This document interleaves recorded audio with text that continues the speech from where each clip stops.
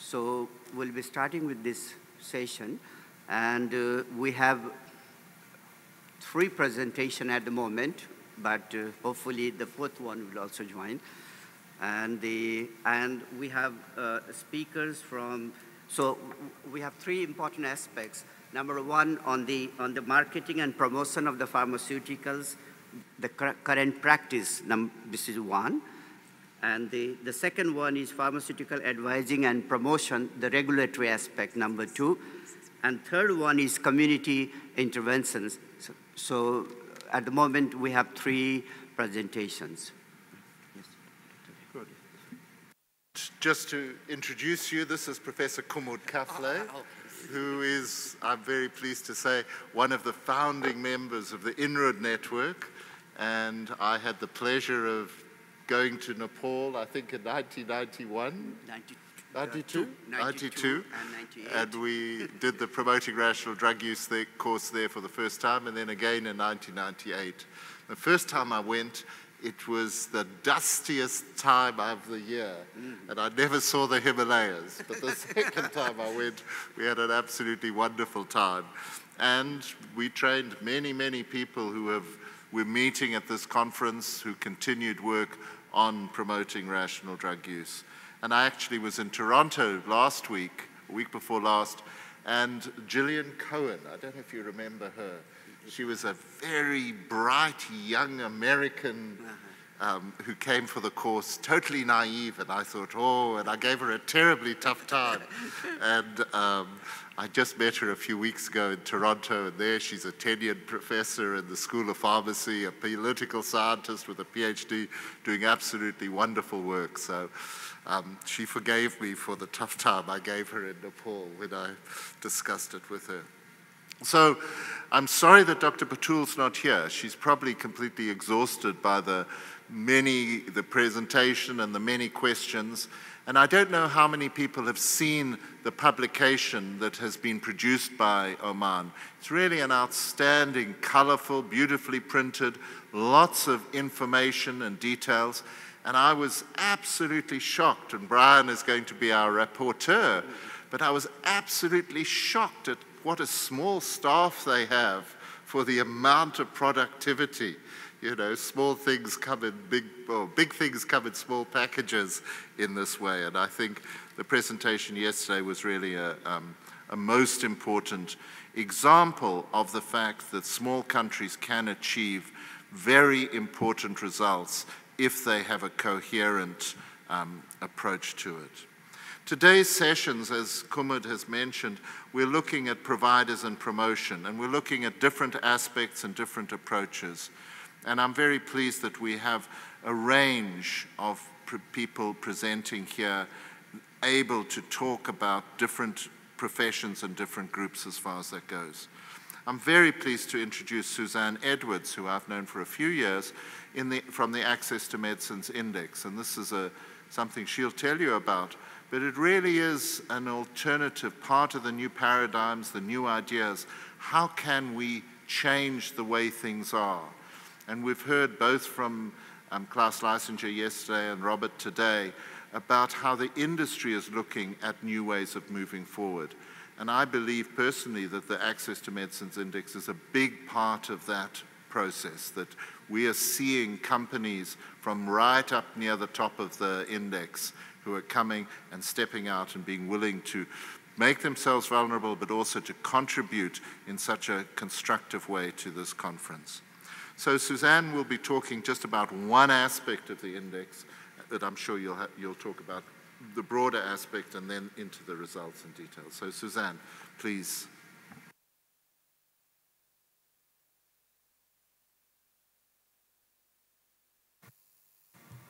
Great. Well, thanks everybody for coming this afternoon. I think most of your colleagues might be on the beach, so you get special points for your attendance this afternoon.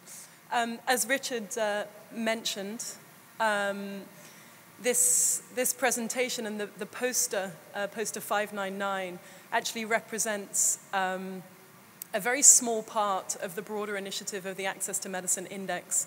And it's the first time the index has actually tried to essentially do a sub-analysis, so to focus in on some of the data that we're gleaning from the multinational pharmaceutical companies to see if there can be implications somehow for other stakeholders for policy development.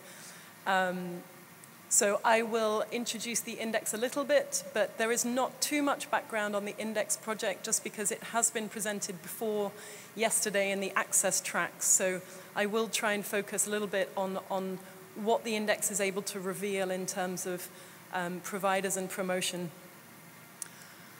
Okay, so again, I won't go too much into the background because I suspect that my fellow panelists are going to do a far superior job of this than me. But as we know, developing countries often have more constrained regulatory enforcement, information systems, and communication systems than in the West. As a result, these countries' healthcare professionals and patients can be more dependent on medical information from and the self-regulation of the pharmaceutical companies themselves. In developing countries, sales representatives are frequently the only source of drug information, and while this can be a force for good, there have been concerns raised by some global public health stakeholders that this potentially does also incur some risks. Okay, so very briefly, this is the framework, the broader framework of the whole index project. As you can see, that there are the index covers 107 indicators, and those indicators are structured according to 2 parameters. So at the top, you see that there are 4 strategic pillars. So we look at a company's commitments, the company's transparency on an issue, what the company is actually doing, so the performance of the company on that issue, and also the business model innovation. And this really goes back to exactly what Richard has just introduced, what Klaus was talking about yesterday, what Robert Seebag has just mentioned as well. Really, what innovative new approaches can companies take to actually addressing some of these chronic and complex access to medicine issues. Now, top to bottom, we also, the second parameter of analysis are the technical areas through which we also assess the companies. So this is the governance and management of a pharmaceutical company's access programs, research and development, pricing, manufacturing, distribution, patents and licensing, capacity development, and product donations and philanthropic activities. Now this talk this afternoon, sorry, I'm just working out the pointer, but the indicators actually come from this second technical area, which is public policy and market influence. And this really tries to assess how the companies are really using their incredible size and incredible power within the market. Are they using it as a force for good on certain parameters, or are they not using it, unleashing that power for as positive as could be? Now, within this technical area, we look at marketing and promotions, which is going to be the focus of this study, but we also look at competition practices and also what companies are doing in terms of lobbying and advocacy. A really broad recap for those who are not familiar with the project. We assess the 20 largest pharmaceutical companies, and also for Index 2010, where this data was taken from the seven generic companies. The data represents that from 2008 and 2009, and it's looking at companies' marketing and promotion activities and policy and practice, basically across 88 countries and with respect to around 33 priority diseases. Okay, so the study itself, the poster, so this is a descriptive sub-analysis, and it takes only 7 of the indicators. So from over 100 indicators that we use for the analysis of Index 2010, this is just looking at 7 of those indicators, and those indicators represent the marketing and promotion policies and practices of the companies. Now, I tried to group these 7 indicators a little bit to sort of form a basic structure, but the first part really looks at companies' positions and responses to the legal and regulatory frameworks currently governing marketing and promotion practices of multinational pharmaceutical companies. And the second part are actually what are companies' activities in this area. Okay, now the framework that I just presented for the methodology is sometimes quite difficult, I think, to conceptualize, particularly for public health workers, particularly for people like you who are working on the ground. So this was a sort of attempt by us. Essentially, every one of the indicators that the Access to Medicine Index covers could essentially be mapped broadly to the supply chain, to the core working environment of the pharmaceutical companies. Now, it is broader than just the supply chain. The Access to Medicine Index very much also looks at the broader environment and stakeholders in which these companies work. But this was an attempt at sort of conceptualizing our methodology in a way. And here you see actually the 7 indicators that this analysis includes actually mapped to the supply chain. And I think essentially the message from this is really, here you have a company headquarters often in the US or Europe, and right over here, this is where you have the providers and the patients. So again, it's finding indicators that enable us to actually measure how the company's decisions here translate and affect the decisions over here at the provider level. Okay, so going into the results. So the first 2 indicators that I will mention very quickly. Essentially, the results are that every single company that we cover, that we analyze, commit to ethical marketing as an organization. The 2 predominant codes for ethical marketing and promotion are, of course, the IFPMA, so the Industry Association Code, and also the Code of Ethical Marketing by the World Health Organization. So at the organizational level, all companies commit to that ethical code, and also at the level of the individual employee. So every company that we assessed also ensures that every employee of that company within their code of conduct is signing up to ethical marketing. So essentially, as these codes are global in reach, they form the basis of ensuring ethical marketing and promotion in index countries, essentially. For Index 2010, 7 of the companies did not demonstrate evidence of existence of procedures and mechanisms to monitor and ensure compliance with the company marketing standards in index country markets. And I will come on to that in my next slide, which is essentially, now if you drill down a little bit deeper into that data that we obtain from those companies, so 100% of companies commit to ethical marketing practices, but actually how is that assured? How do you, as a company based in Geneva or New Jersey, how do you ensure that your employee that is based in Zambia or Namibia or India actually is going to conduct their marketing and promotion ethically? And the mechanisms that we found through the analysis of Index 2010, some of them are listed here, and the common ones are more detailed policies, employee training, and actually you see some quite innovative mechanisms for employee training that's used, especially remotely, so online platforms and that type of things. Many companies have compliance officers and committees. They make ethical marketing contractually binding, and many companies have whistleblower mechanisms or audit mechanisms in place. So, but despite this, it's still only 70% of the companies that we cover who actually disclosed what those assurance mechanisms are. Now, the boxes to the right are quite interesting because they are examples of some of the better practice that we saw from the pharmaceutical industry through Index 2010. And as you can see here, AstraZeneca, I can't work the pointer, but the box to the left, AstraZeneca's compliance hotline is accessible outside of the company. It's actually accessible to the public. So if you are a patient in a developing country and you're dissatisfied with the way, if you're dissatisfied with something about an AstraZeneca product, you as the member of public can actually pick up the telephone and report that. Another innovative practice is that Novartis has implemented an internal system to capture and publicly report marketing code breaches and the sanctions. Now, what's quite interesting about this example is partly the breadth of the coverage of that system, but also that the complaints are actually made public after they've been investigated. So a couple of examples of where, demonstrating sort of company commitment in the area.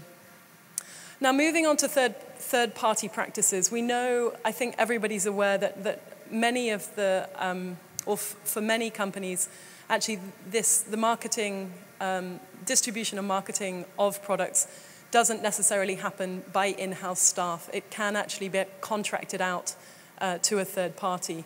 And actually what we found when looking at the assurance systems in this situation, only 40% of companies were able to tell us that they demand ethical marketing conduct from these third parties consistent with their own internal standards.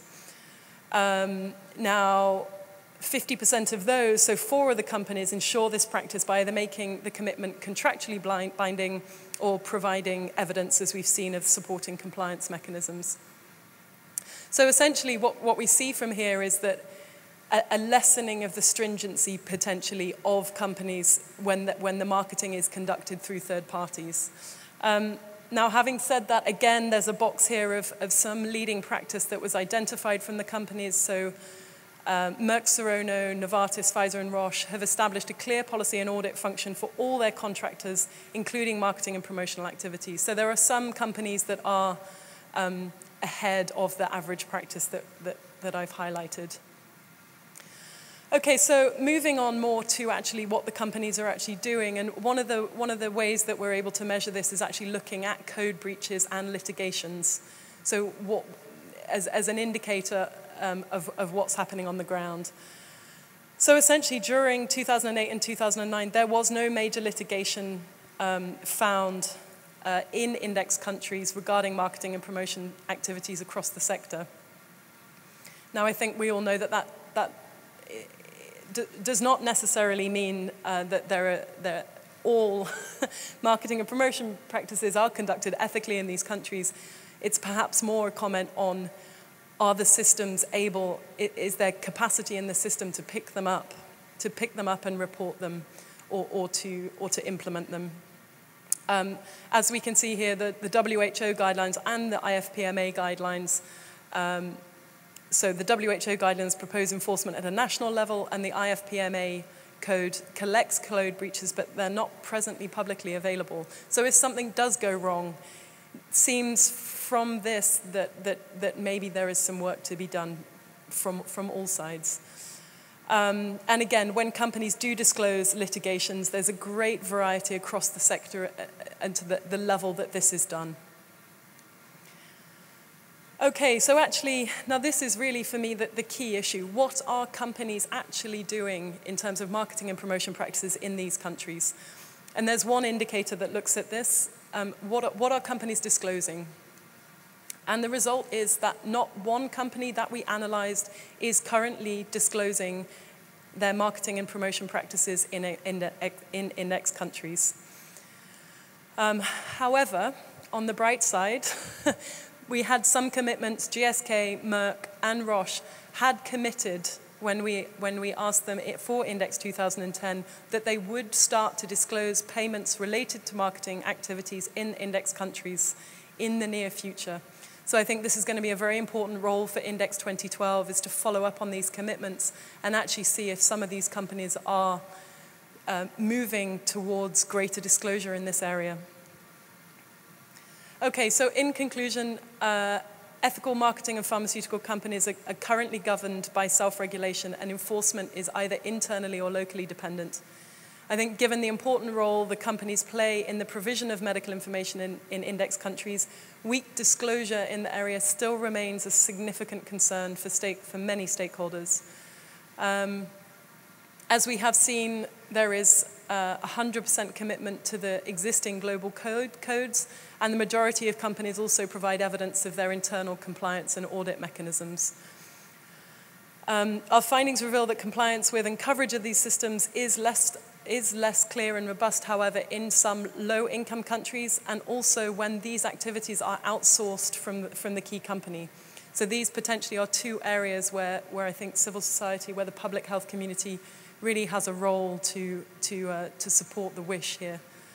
But I think the index and probably the public health community welcomes the early indications for a number of companies that disclosure may well start to improve in this area soon, as it has actually in the West.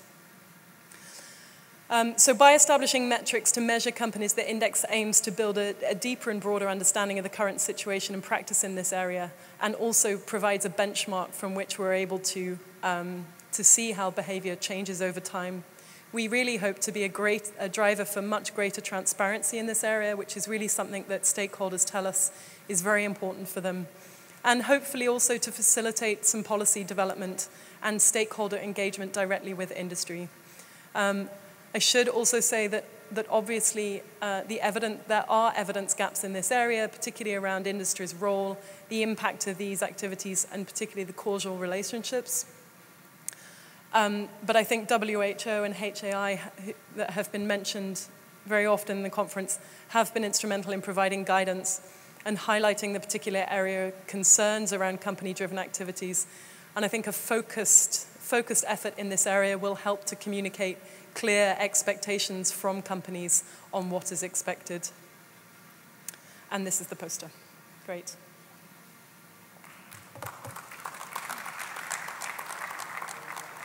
Thank you very much. I'd like to just break from the practice we've been using up till now and try something a little bit different and give people the opportunity. I don't know if our lady with the microphone is around or if she's at her tea break. I don't know. Is our timekeeper around with the microphone? Otherwise, somebody can have to speak up. Can we call for a microphone, please? I'd like to offer the opportunity for 3 questions of clarification, and then we have these questions after each of the presentations, and that will then have discussions going across the theme if possible. So if we don't get a microphone, have you got the microphone? Yes, please. Hands up, please. David Barron, the man here, and Samia. Carry on, carry on. Back shall be first. Hello. Thank you, Elizabeth, for your presentation and also for all the work that I've also used in raising concerns about certain companies. I just was interested a little bit more about the process of collecting the information and data and where you get it from, and because if you look at annual reports or what's on websites, you get pretty much nothing. So just to understand a bit more how you collect your data. Group the questions, please. Microphone over here. Hi, Peter Pitt, Center for Medicine and the Public Interest. Terrific presentation, thank you. 2 quick questions, clarification, and I guess a broader question. The first is, of the firms that you chose, how did you choose those firms based on index countries? Was it volume sales? Was it percent people in country? Just that's the question. Secondly, since you broke out, I guess, was it 33 innovators, 7 generic firms, what practices you found that were different between those 2 categories? And more broadly, during the plenary session that just passed, the concept was brought up to improve provider procedure and improve thus compliance and adherence through better information to the provider. What role companies might play in that to help facilitate that process? Got that? All right. Samia? Quick question on... I can't see you down there. Who are you? I'm small. Samia Sada, I'm an independent consultant, but I actually do work with the Access to Medicines Foundation. My question is, it's interesting that it is a self-regulated aspect of the pharmaceutical industry, that the code is developed by the industry collectively, etc. But your example where AstraZeneca has a compliance line that is open to anybody in public in the index countries, did you get a sense from the data collection or from the company on what happens with that information? You know, if it's a self-regulated thing, what does the company actually do if one of their third-party agents or sales managers, etc., contravenes the code? What actually happens? Thank you. Thank you.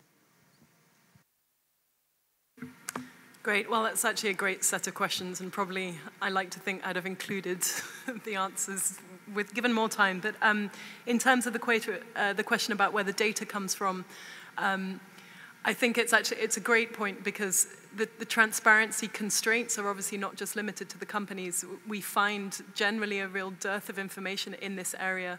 I think one of the index generally collects information from the companies, and I think particularly with respect to litigations, the company's financial reporting, if a litigation has a material impact on the company, then it generally needs to legally be reported in the company's annual reporting, so that can be a very good source for that information. In terms of marketing practices, we will also refer to litigation databases. So we will scan litigations in index countries as well. We have access to that information, and additionally, we will use third-party sources of information as long as they are credible and robust and are supported by more than just one stakeholder, one information source. And for this particular issue, there was an NGO, a quite respected NGO, I believe, doing research in the area at the time. I think it was Consumers International. They had a series of publications that, although the data was not relevant to our data collection period, it was a very valuable source of information of actually what was happening on the ground. So there was a limit to how much we could use that information because it was not within the time of the period of the analysis. But I mean, from our perspective, we would greatly encourage more civil society and more NGO information to be available in this area. Okay, in terms of the second question, and if I can... Choosing the companies, it's relatively straightforward. It's basically partly based on market capitalization, so size, and partly based on portfolio relevance. So that is the criteria that we use to select the companies. Could you remind me? The originator and generics. Yeah, your question on the originator and generics, I really wish I could answer. We have the data, but unfortunately I don't have it off the top of my head. So for that one, maybe I can come to you afterwards and we can talk about that. Samir, your question about AstraZeneca. Again, actually that specific case study, I can't recall actually what the outcomes of it are.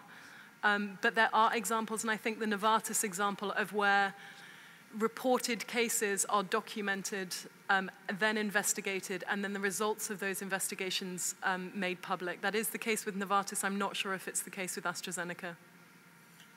Good. Thank you very much, Suzanne. I think that clarifies that presentation. Kumut. Let me introduce the next speaker.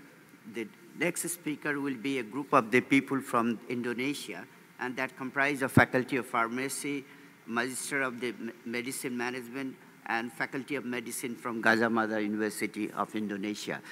And they have experiences on this intervention, community interventions on, so far my knowledge goes, on the mothers group and the different group of in the community.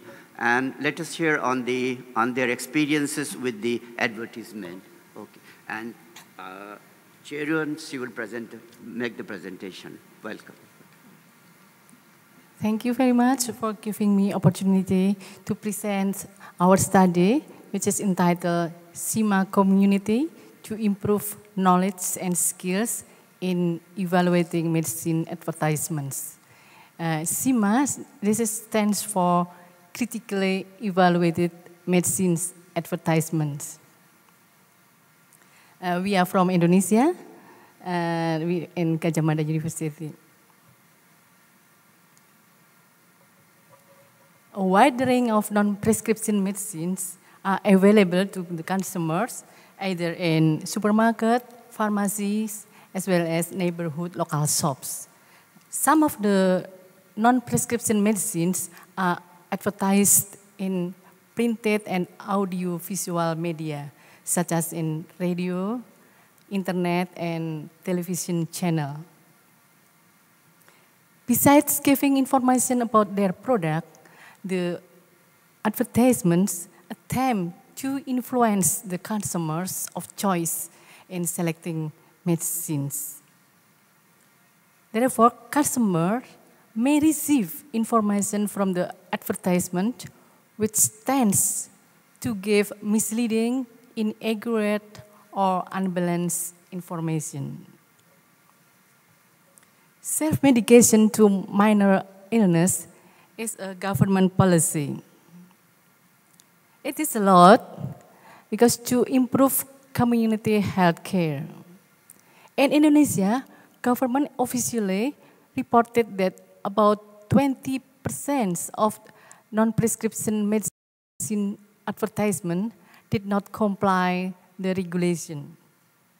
Another descriptive study also shows that some of medicine advertisement didn't mention about active ingredients.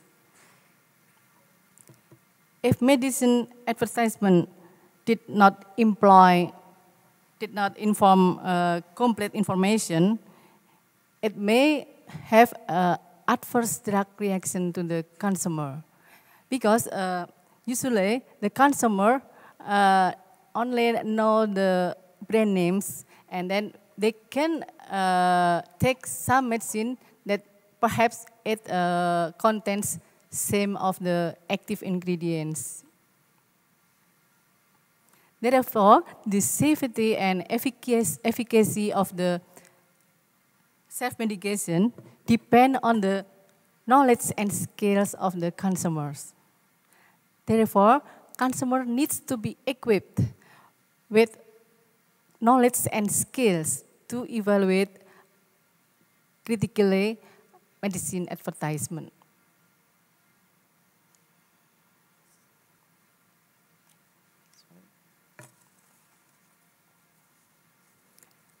Our study, based on previous intervention study about criticalization to assess medicine targeted to medical students. And it shows that the intervention study is success to improve the knowledge and skills to assess medicine advertisement. Therefore, by modifying this study on the content, it might be feasible to implement such of the method to increase knowledge and skills to the community. We collaborated our study with PKK organization. In Indonesia, there are various community-based organizations. Depend on the rules and purpose, the organization may supported by government or may also form privately. PKK is one of type of community-based organization which is supported by government. PKK stands for Pemberdayaan dan Kesejahteraan Keluarga. It means that family, empowerment, and welfare. The PKK is a nationwide organization. The coordination of the PKK comes from the central government to the villages.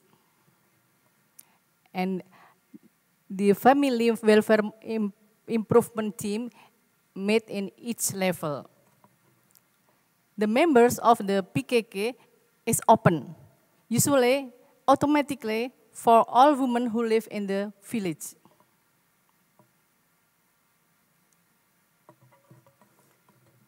And here we collaborate in PKK because we can see from the slide that PKK have 10 programs, and one of the program is about ensuring good health to the community. PKK has been well known, very active in assessing public health program, such as childhood mortality, vaccination, malnutrition, etc. As PKK has been actively involved in many health programs, their role as agent for change in empowering mothers to critically evaluate advertisement is essential. The objective of study is to evaluate effectiveness of the CEMA-Community method in improving knowledge and skills of participants.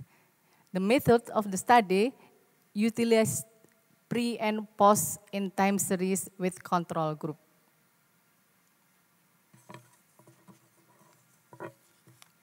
The study was conducted in Yogyakarta. This is in the center of Java Island.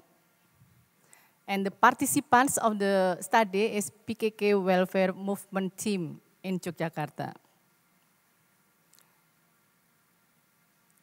The flow of our activity involved 3 steps. This is material development, pilot study, and then evaluation. At the material development, there are some steps have been done. First, we meet with a stakeholder. By means, we meet with head of the PKK organization and community in order to have to plan the activity of the study. And then we have done focus group discussion and in-depth interview in order to know how the community understand about non-prescription medicine and about medicine advertisement. Following that step, the guideline and research and instrument have been designed. Then all of the materials and the guideline were reviewed. And the next step in pilot study, participants are divided into 2 groups. The first group as an intervention and the second group as a control. The activity of the interventions consists 2 sessions. This is the first session is brief lecture, and the second session is small group discussion. Each group of discussion usually about 5 participants, 5 to 7 participants. And the small group discussion, the participants discuss about selected record of audio-visual advertisement and also printed advertisement. And the audio-visual advertisement was conducted using portable computer. And it is operated by facilitator in its groups. Selected printed materials were discussed and presented in such the original materials. During discussion, participants were asked to critically evaluate the selected medicine advertisement, such as the content, misleading, and others.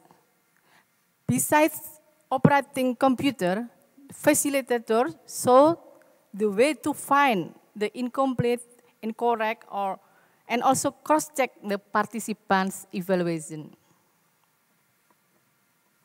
And the activity of the control was such as formal seminar. After the activity, all of the data from intervention and also for control group were collected at the baseline and then immediate 2 to 4 weeks after intervention. Knowledge were collected from close-ended question, and the skills were collected from worksheets. Then we evaluate the knowledge and skills of the participants.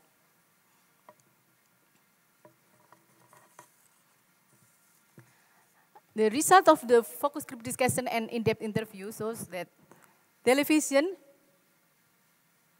is the most popular source of medicine information, and usually community more familiar with brand names than active content. We also have developed the materials and instrument, as can be seen from here. Yep. This is printed materials. That is the as original what we got from the news or some other brochure. And also we have recorded the audio visual from radios and also from television. And then we have also produced 2 guidelines. The first guideline is for facilitators. It's about technical guidelines to conduct the CEMA-Community. And then the other guidelines is distributed to the participants. This is talk about how to analyze medicine advertisement. And on the right side is the questionnaires and worksheet that we have evaluated to the participants.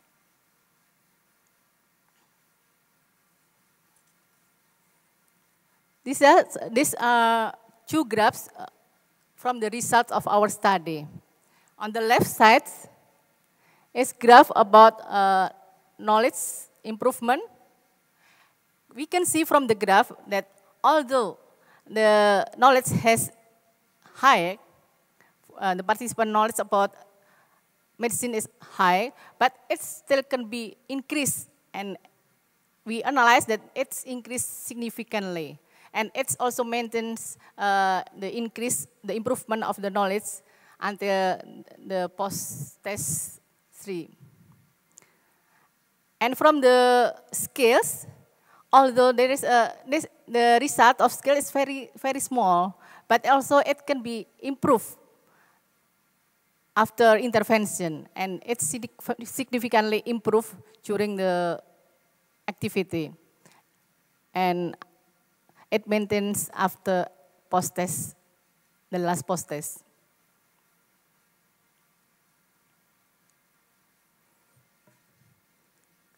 So from the pilot study, we can see that CEMA-Community was interactive and enjoyable method.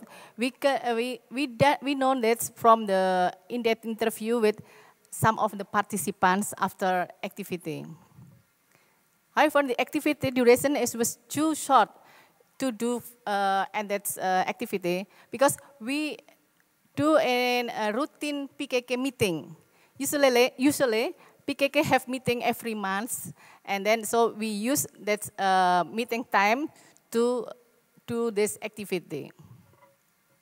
But if the limited time, they could do just one material, such as television or printed materials, depend on the place or the village we use.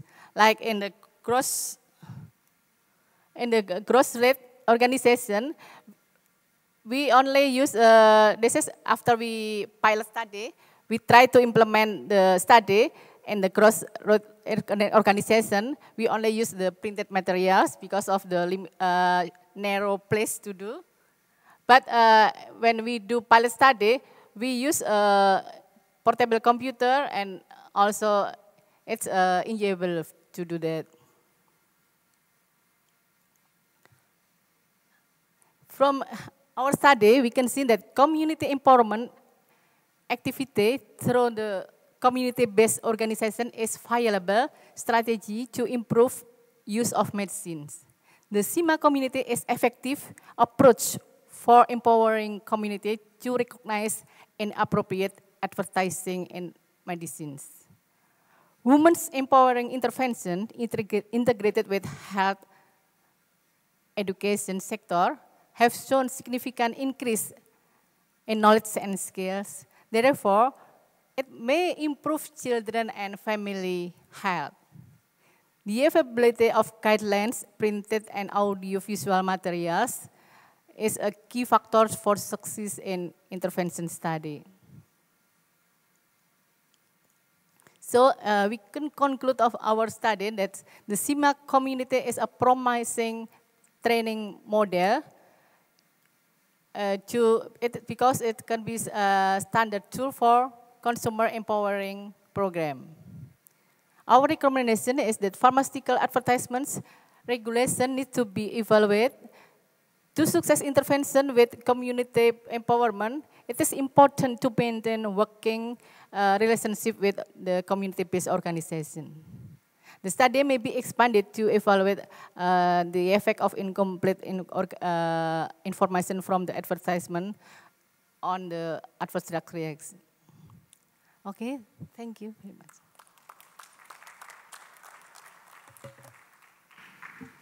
Okay, before we open for comments or questions, just let me ask one or two things. Well, I was not clear about how many people, I mean, the sample size, about number one, and is it a one-time process or how frequently does it take place? I mean, that was not clear to me. Okay. This is a pilot study. So we use 60 participants and divided into two for the intervention and for the control. And then we have also done implement the pilot study to the crossroad. But this is not what I do in this presentation. Okay, thank you. Now the presentation is open for comments, but we'll limit to questions and comments, right? And we'll limit to 3. Thanks, please.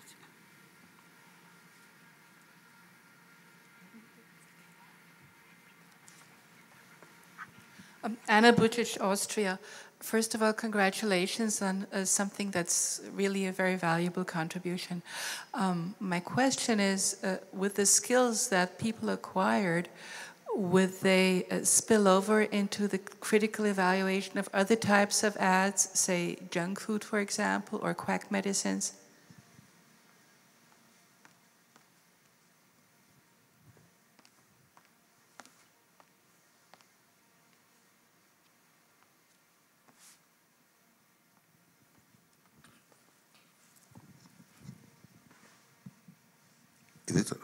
Yeah, congratulations on your very lucid presentation. I have a feeling of nostalgia listening to you. It reminded me of Johanna's presentation in the 90s concerning injections, you know, her model for lowering the rate of injections in Indonesia. Now, I see you are so gender selective. Why are you limiting this to just women? Don't you think that the men play a role or should play some role, you know, in some of these community empowerment activities?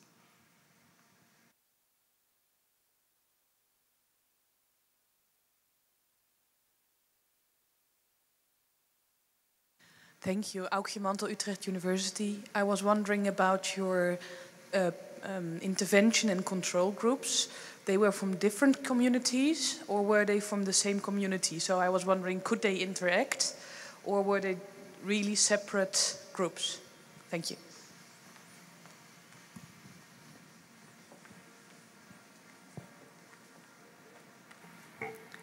Okay, thank you very much for the question. This activity, these skills could be, I think it could be applied to other materials. So like there is a herbal advertisement, or also about chronic disease or some other. We can make some materials to do that. And for there is just women, not men. This the organization we choose women because usually women is the important in the family. They usually look after, care for the family, and therefore that I said that it could be make improving health to the children and to all of the family, to the husband as well. But we also can can use that, can target the intervention to other men. Like there are also many community-based organizations which is only men, or also for young people. So therefore we can give suggestion to implement to other organizations. And the last question is about intervention and control. There are from the same participants, but we divided into two, and in the different session, the first is about advertisement, and the others is about breastfeeding.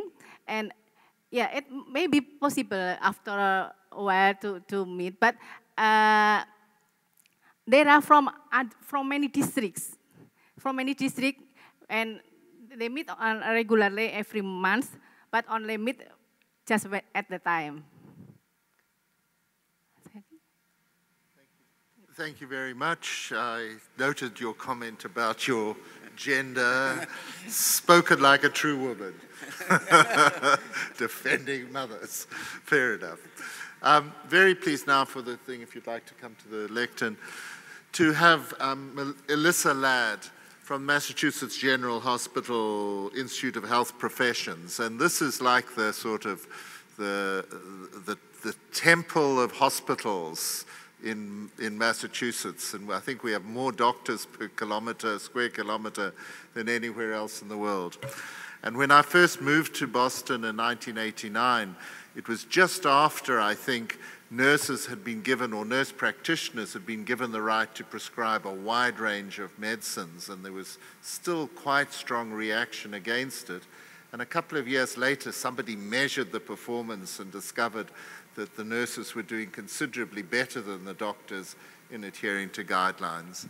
And I was a member of a community health plan, Harvard Vanguard Community Health Plan, and it was very rare for me or my family ever to see a doctor. We saw nurse practitioners, and we were very happy with them. And I had come from Zimbabwe, where we had been training nurse practitioners to prescribe, so I was very impressed. And when I saw the abstract, I said, we must get her up there to talk about what's happened in the 20 years and to hear about the issue now of nurses, prescribing nurses, being influenced by the pharmaceutical industry and how they're doing, what they're doing about that. So, Elissa, thank you. Thank you. That was a lovely introduction. Thank you so much. I'm going to be talking about our paper, Under the Radar, Nurse Prescribers and Pharmaceutical Industry Promotions. But before I start, I just wanted to mention the funding source for this particular project, and it actually has an interesting story that goes along with it. This particular project was funded by the U.S. Attorney's General Consumer and Prescriber Grant Program, and this was a grant program that resulted from a $430 million settlement that reconciled allegations of an unlawful marketing campaign for the drug Neurontin or gabapentin that violated state consumer protection laws. So this settlement actually occurred in 2004, and it's really interesting in the U.S. to see what's been happening with similar like settlements over the past several years. As a matter of fact, actually Bristol-Myers Squibb settled with the U.S. government in 2010 for an astronomical and record-breaking amount of $2.9 billion, and that was the largest settlement that we've ever seen in the U.S. However, as a matter of fact, 2 weeks ago, GlaxoSmithKline settled with the U.S. government for similar allegations regarding unlawful off-label marketing for the astronomical amount, again, of $3 billion.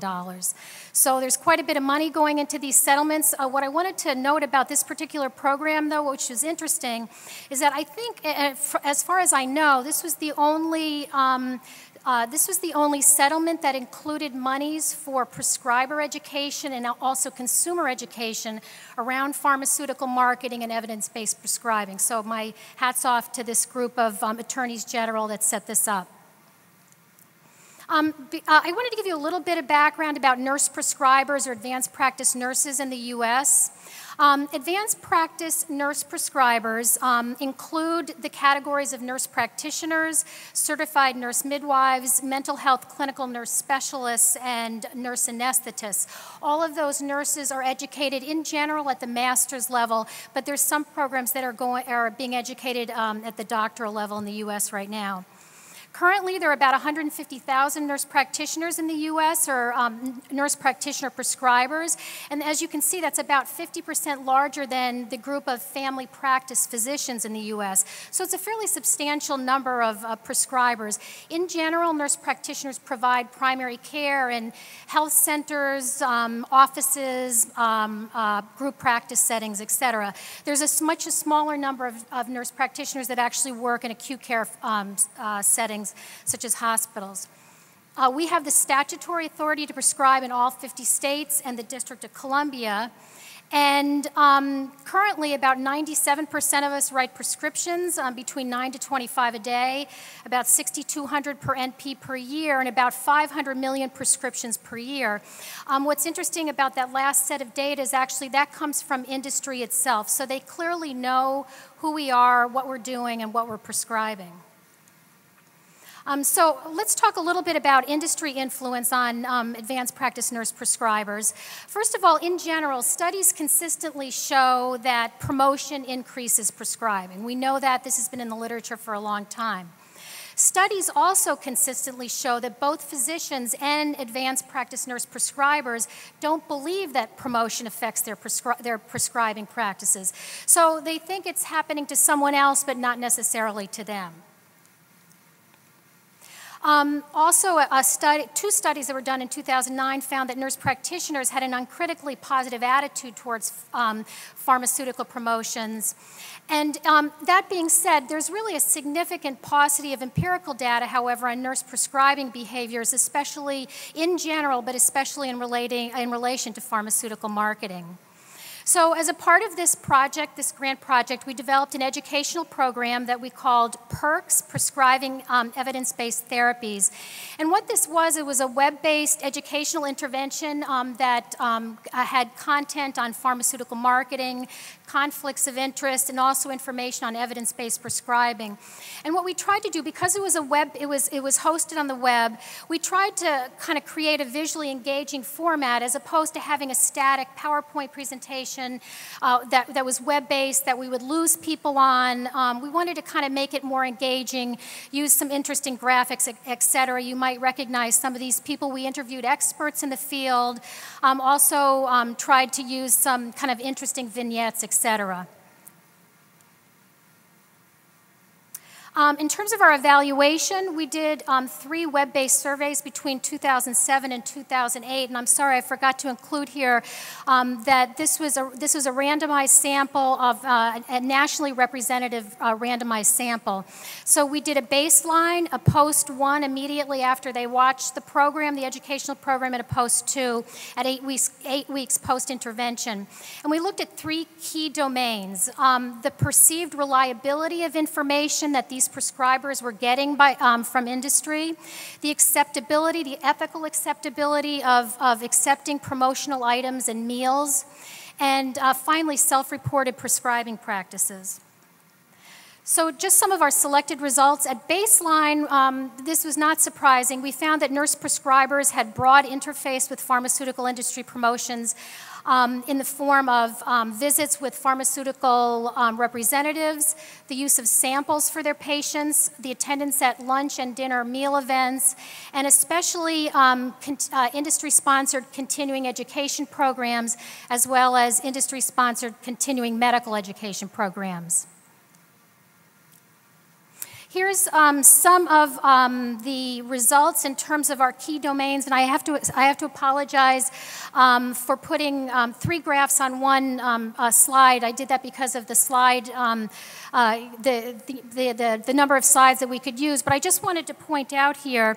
So the slide on the left talks about changes in perception of reliability of information post-intervention, and as you can see, there was a big significant drop in their perception of the reliability of information that they received from industry events post-intervention. And that effect was sustained at the post-2 time frame. The second one up in the top right here is the change in the acceptability of the use of sample medications.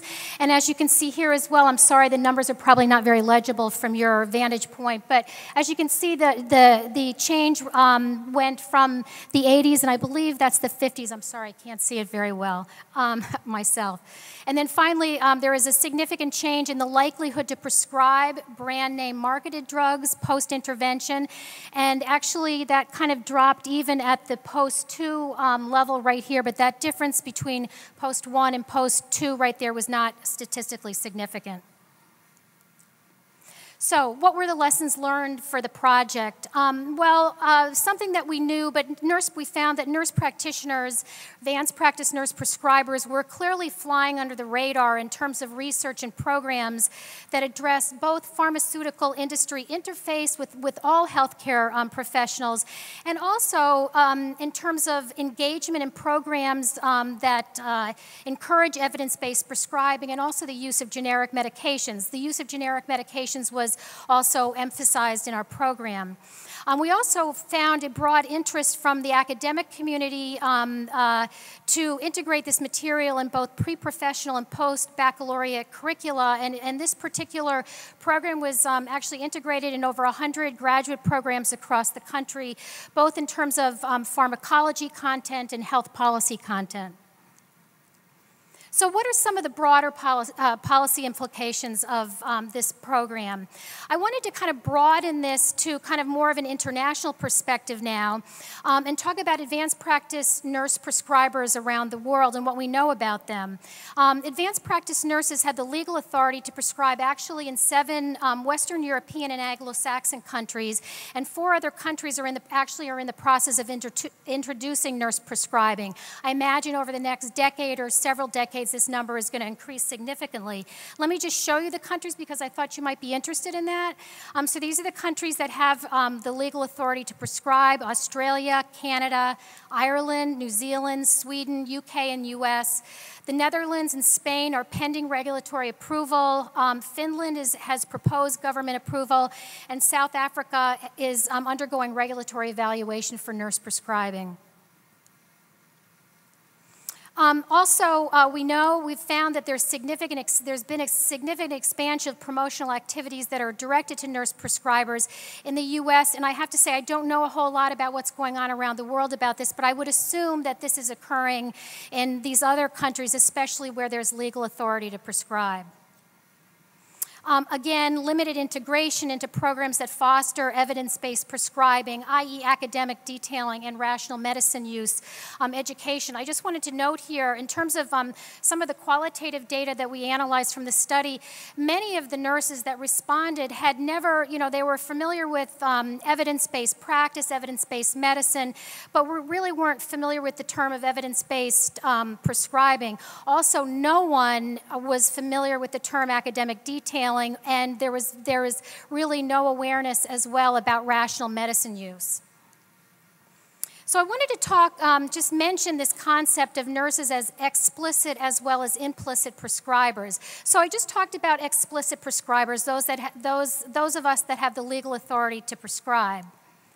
But I wanted to talk more importantly about implicit prescribers because I think this is a more important group. This is a much more important group for many reasons.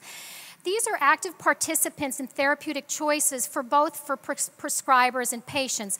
So what that means is they're informing prescribers' decisions on what medications to choose, but really more importantly, they're also informing patients' choices, especially in places where prescriptions are not necessary to obtain medications, and also their encouragement and reinforcement of non-pharmacologic therapies. I would like to put a shout out for non-pharmacologic therapy because, as we know, many times they work as well or better than pharmacologic therapies. In terms of some of the research that's been done, there was a survey done by the American Nurses Association in 2010 that said that 95% of nurses within a 3-month period of time reported being asked by friends, family, or patients about prescription drugs. So that means there's a lot of nurses out there talking to a lot of people about medications. Another study in 2009 found that nurses improved decision-making for as-needed medications in mental health care.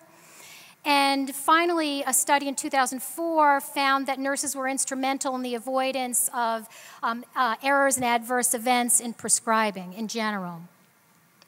So, what do we know about nurses? Well, nurses are the largest segment of the post-professional healthcare workforce worldwide. It's estimated by the WHO that there are approximately over 17.5 million nurses around the world, and I would like to say that that number actually represents severe shortages, especially in resource-poor settings, as we all know.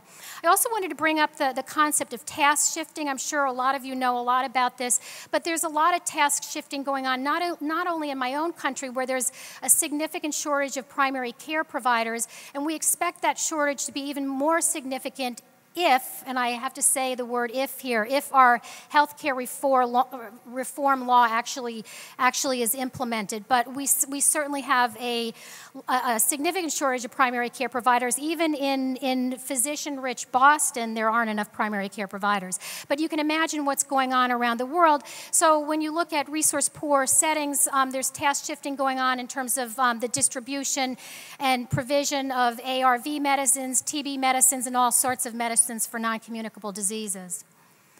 I believe that nurses have a compelling power to influence rational use of pharmacotherapeutics just by virtue of their sheer numbers around the world.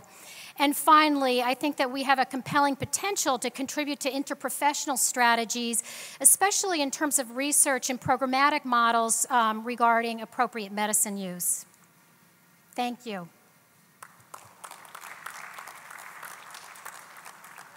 Thank you very much. And I do think we should be clear that in many of the environments where many of our people come from, nurse practices are very, very common, particularly in the public sector, but also to some extent in the private sector. And I think we have quite good evidence that particularly some of the moves to task shifting has actually improved the quality of care in the same way as we've seen in other environments. I'll throw it open for a few questions of clarification. I would just like to start with one of my own. I know that pharma has a very active code of conduct that regulates things like meals and gifts and all that sort of thing. Does that apply to nurses as well as doctors? Just capture that question and then we'll get 3 more and then come back. Should I answer that now or do you I'd just rather hold wait. it? Okay. Let's just catch the clarifications. Let's see. We've got just familiar hands. I'm looking for somebody new. Peter. Over here in the middle, please, microphone. Then we'll come to Ambrose, and have we got a third offer, third bid? Yes, please, up at the back after number 3. Just questions based on my years at the FDA, where I did quite a bit of work on industry materials and promotion. The first is a series of FDA studies of physicians showed that indeed detailing physicians and materials given to physicians does increase their prescribing habits of their product, but that it did not impact inappropriate prescribing. So more drugs were being prescribed, but appropriately for the condition. So my first question is, in your work, did you find that nurse practitioners were inappropriately prescribing, or whether they were simply prescribing more on-patent medications? That's my first question. I'm sorry, could you just repeat the end of that? Sure. Did you find that nurse practitioners who were being detailed were inappropriately prescribing drugs or simply prescribing on-patent medications versus alternatives? And my second question is, you point out that your interventions relative to perceived reliability showed that the nurse practitioners had a decreased belief in the reliability of that information. You know, from a former regulatory perspective, I can say that any information shared with prescribers is heavily regulated. So I would, unless there were some significant, malfeasance there, my question is, did that decline in perception actually, was it actually contrary to public health of sharing accurate information, kind of the unintended consequence of throwing cold water on otherwise valid information?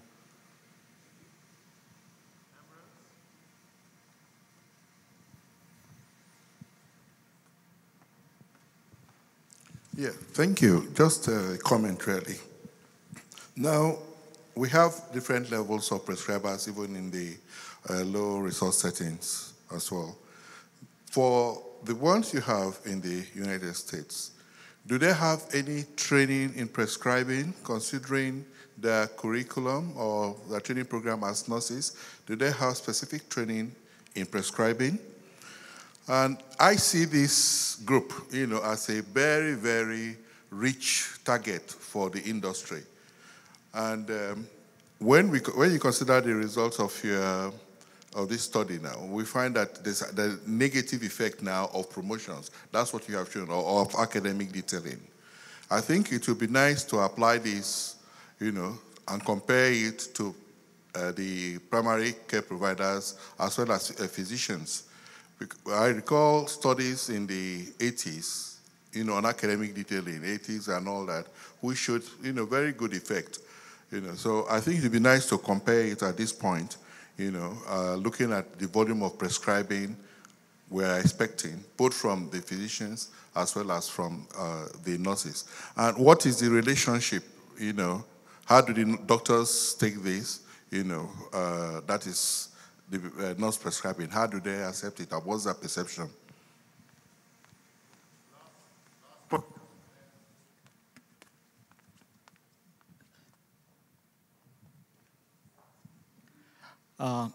Thank you.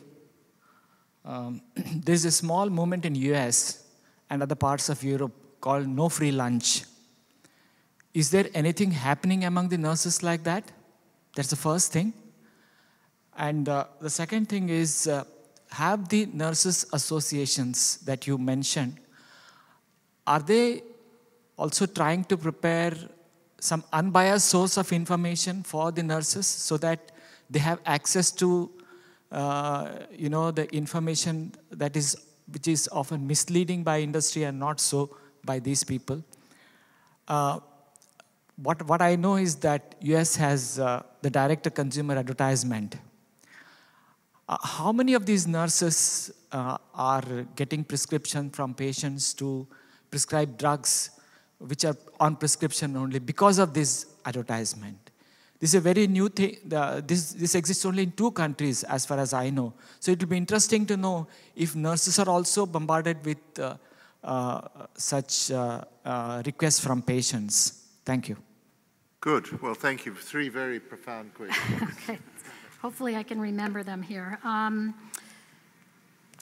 So your question was about inappropriate prescribing, is that? Pharma marketing code. Oh, okay, yes, sorry.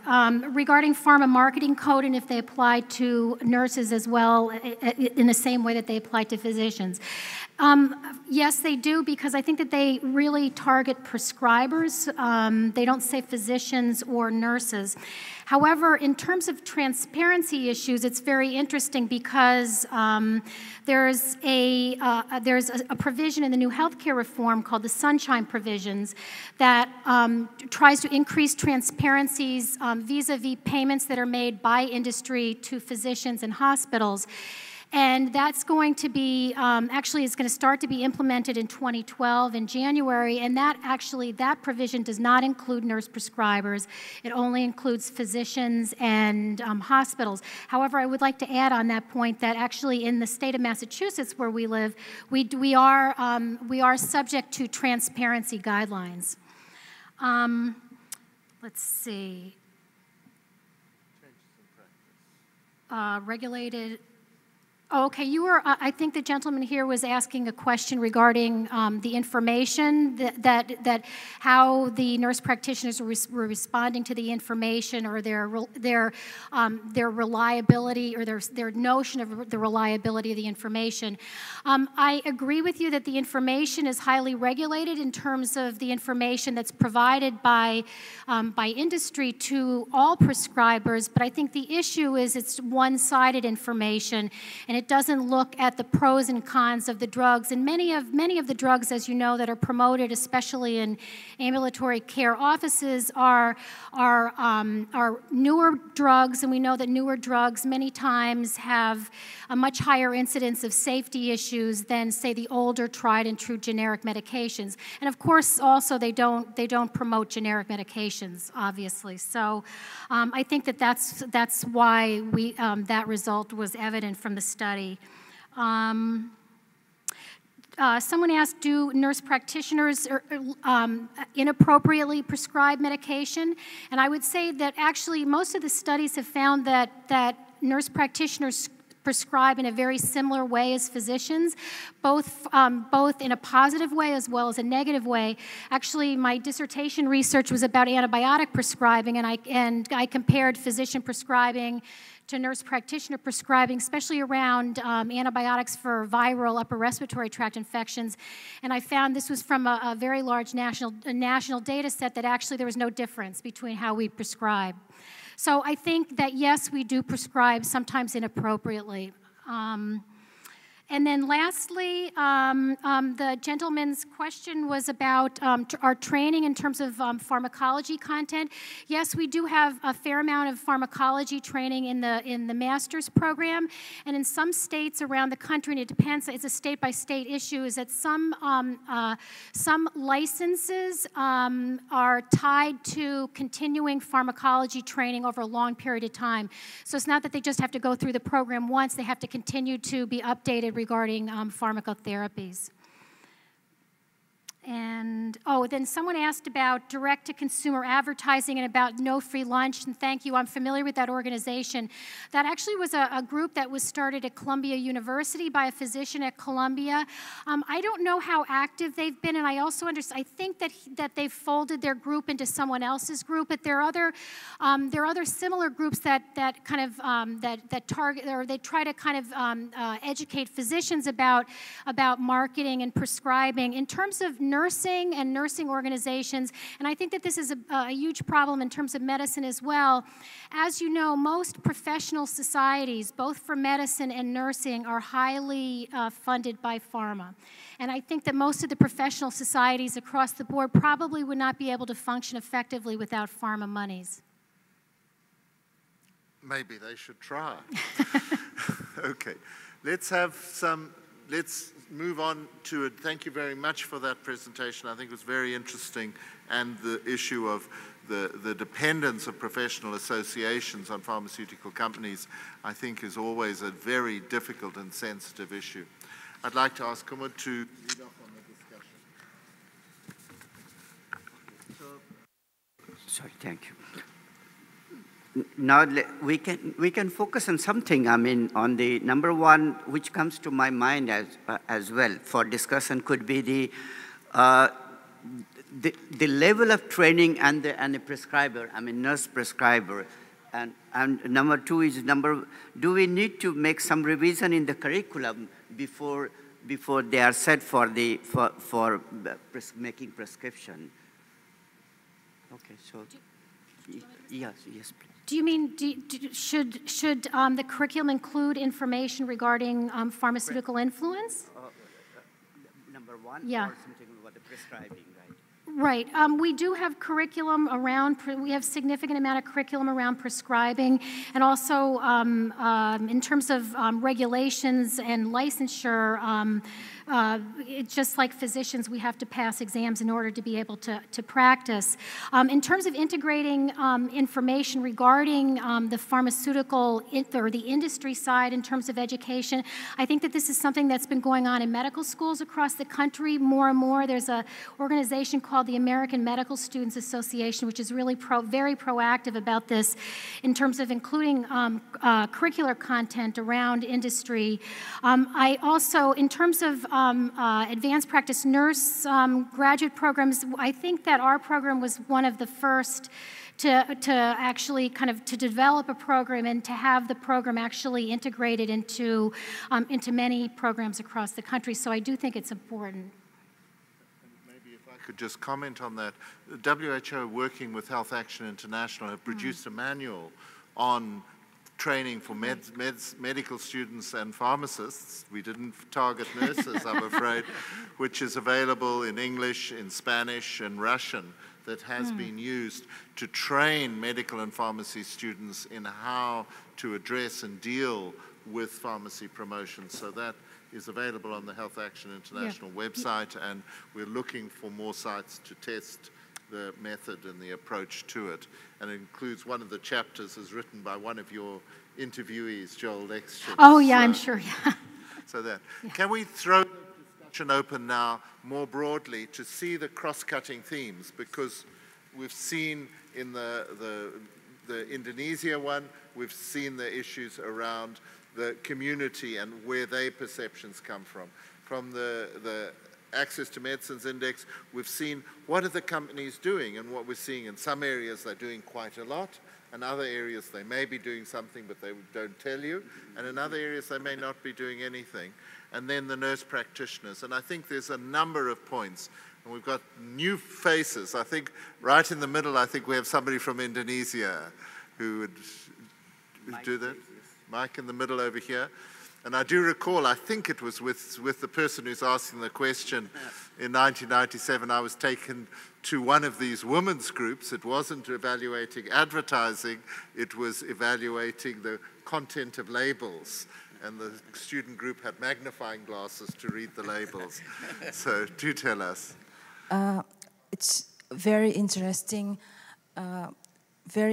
session, and I'd like to ask about the practice of promotion, about the commission that was given by pharmaceutical industry to prescribers, both doctors or midwives in Indonesia, at least that in Indonesia, and as I know that prescribers received certain amount of money for certain amount of prescription that they for certain medicine.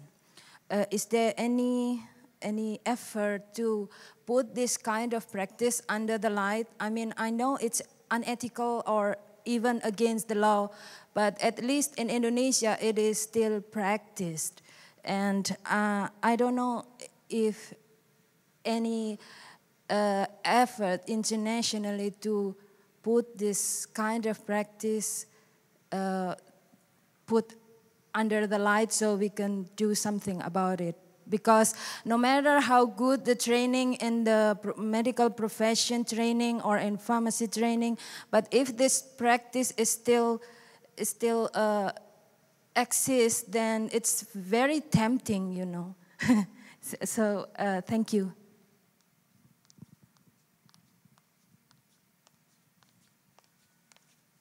Yes, let's invite the other comments or questions. Yes.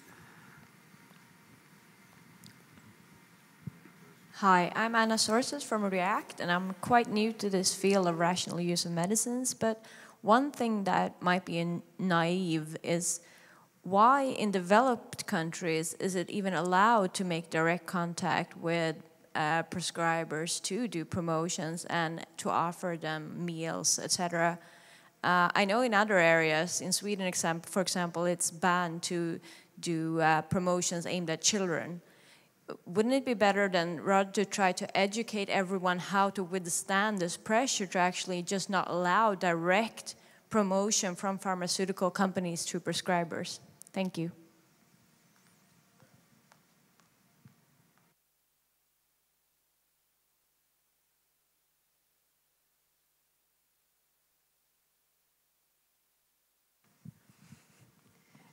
Hi, Libby Levison. I'm just going to share a little vignette. I was in Kenya in 2006, and the public health system had just put in a rule that said that medical promoters, medical reps could no longer enter into public health facilities. And I was doing a survey, and I was in some of the church-run facilities, and guess who I saw? So be careful. If you hear of somebody putting laws in one place, people pop up in other places. Okay, so in terms of trying to get cross-cutting ideas, here's my question for Elissa. What information do you need from Susie's presentation? What would help you target your nurses and convince them? And I have to say that the thing that I saw in your presentation on the reliability of the data was that the baseline belief was 90%, and immediately after training, it was 60%.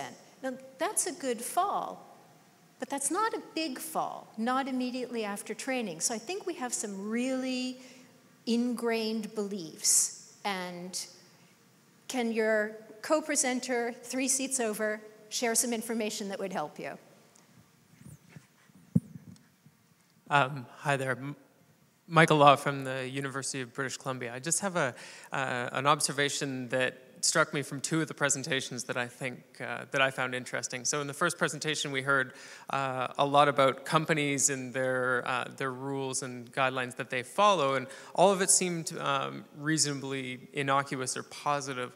And then in the final presentation, you had it start off with a discussion of multi-billion-dollar settlements from multiple different pharmaceutical companies about illegal marketing practices in a context where regulation is actually possible in the United States. So how do you square that off, and what goes on? What do you think goes on behind closed doors in contexts where that regulation doesn't exist and enforcement isn't possible, and what could we possibly do about that?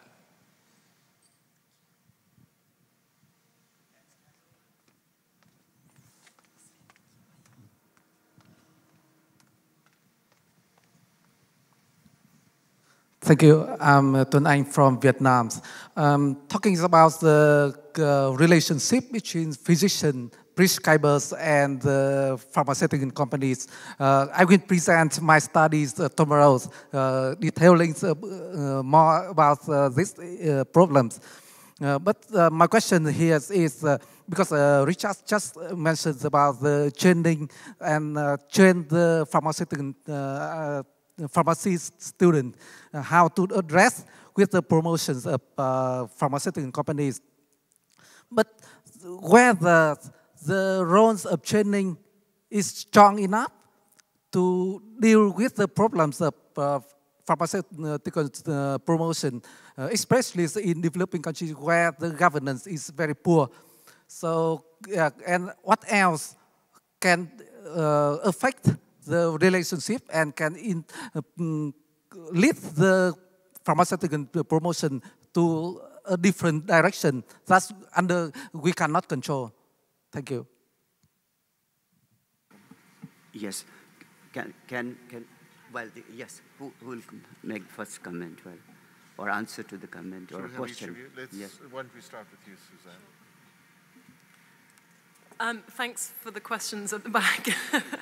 And I think from our perspective, that you really hit the nail on the head. I think what I was presenting is essentially, as we all know, and Elissa presented so well, that even in environments where you have legal enforcement, strong regulatory structures, highly educated populations, all of these protective mechanisms, and you still see the major litigations and the major challenges. And actually, sort of, I think what the index is trying to do is, this is the situation in the West, but we're looking very much at low and medium income countries, and then, you know, the impact of the pharmaceutical promotion there is really a big unknown. And I think one of the things that we're really hoping to be a driver for is just greater disclosure in the area. I mean, the reality is we really just don't know in these countries what companies are doing. So I think we're just many years behind the situation of that Elissa is presenting somehow. But I would just like to say for you is that I thought it was interesting because you're providing context from a global standpoint. I think that's very important, and I think it's related to what the woman was saying about what goes on in Indonesia, about payments to prescribers, so payments that are made by industry to prescribers. And I think that those are things, well, interestingly enough, that's occurred in the U.S. up until just not too long ago. And there have been some very, I think, a lawsuit, one of the first lawsuits involved kind of circuitous payments to prescribers, and that occurred probably about 12 to 15 years ago, and that was kind of, I think, the start of this wave of litigation that we've seen. So it did even happen in the U.S. I do think that the federal government is trying to get a handle on it, but I can imagine in other countries where the regulatory structure is much less comprehensive, that it's a bigger problem. So, but I think that what you're doing is great. I think it'll give context for all of us. From my point of intervention study, as we see that there is still problems about companies and the physicians, I think we still need a independent organization or center of study to evaluate the promotion, and then from the evaluation we can have training to the community or to other like medical student or others. I'd like to join the conversation. I think in your paper, your presentation, you mentioned the randomized controlled trial that was undertaken with medical students in your university 8 years ago, teaching medical students. And what was so exciting about that was the one-year follow-up, that the medical students were followed up 1 year after their training and evaluated and still had significantly different performance. So I think we have good news that it is possible to teach people to deal with promotion responsibly. I think the issue of payment of prescribers is widespread, and I hate to take Tuan's key messages from Vietnam, but what, if I may, his key finding there was that the Vietnamese generic companies were paying bribes to doctors to prescribe their medicines, but the multinational companies that were bounded by the IFPMA codes were not paying those bribes, and so that was part of the problem that existed. Your question about why allow direct contact, I think the argument that will be made very clearly to you is that the major source of information for physicians is the drug companies, the drug industry. Physicians will tell you, oh, it's our journals, it's the congresses we go to, etc., all these professional things. And I think the actual information, the actual evidence is something like 90% of the information comes from the company representatives. And in many environments, the information they provide is well regulated in that it's true. It's not comparative, it's not cost related, but it does provide true information. And the argument is made, if a company brings out a product, they should be able to inform people about it. And let's take a microphone over there and I'll come back to you. The other point of the unintended impact of regulations is something which has been very well documented, that banning reps coming into the hospitals just will displace them into other social environments. They have a marketing budget that they have targets for. And we should remember that the reps are evaluated on the prescribing performance of the doctors that they are detailing. The companies will be collecting that, and those reps will find one way or another. And I think what we've seen in a number of hospital settings is, rather than banning the reps, it's bringing them into a controlled environment where the materials are provided in advance, where a clinical pharmacist or a clinical pharmacologist has an opportunity to evaluate the materials. The rep makes his pitch to the resident staff, and then the clinical pharmacologist said, well, yes, on that indication and under those circumstances, the evidence is good, your product is superior. But on all of these other products, it's no better, no worse, and on these conditions, it may be a little bit worse. And there, you get a far more informed debate about the products, and I think that may well be seen as a better approach. However, when you come down to what is the long-term evidence of impact of these regulatory control measures, the evidence remains somewhat thin, and when we get to the research areas, I would suggest that that might be one of them, is evaluating the impact. Yeah, we have a number of people who want to comment, so I think we'll come here and then have another round. Yeah, Richard, that's exactly the point I wanted to make, not to ban it completely, but to limit it to the head of the hospital or a clinical pharmacologist instead of direct contact with nurses, etc. Thank you. I just wanted to comment about that, actually. Without the regulation, actually, I think there's a cultural shift occurring in the U.S. where a lot of practices and a lot of academic medical centers across the country don't allow pharmaceutical reps at all, and their physicians and nurse practitioners hence do not use sample medications. So I think that they have been leading the way in terms of changing the culture, so to speak, and I think that there are a lot of even smaller practices around the country that are just saying no to seeing representatives. So it is kind of happening from both top down and bottom up as well. My name is Ibrahim Al-Abadi from University of Jordan. I just want to ask if you have any comments about what's called pay for delay. And is this any relation about your study, Suzanne or Elissa? Thank you.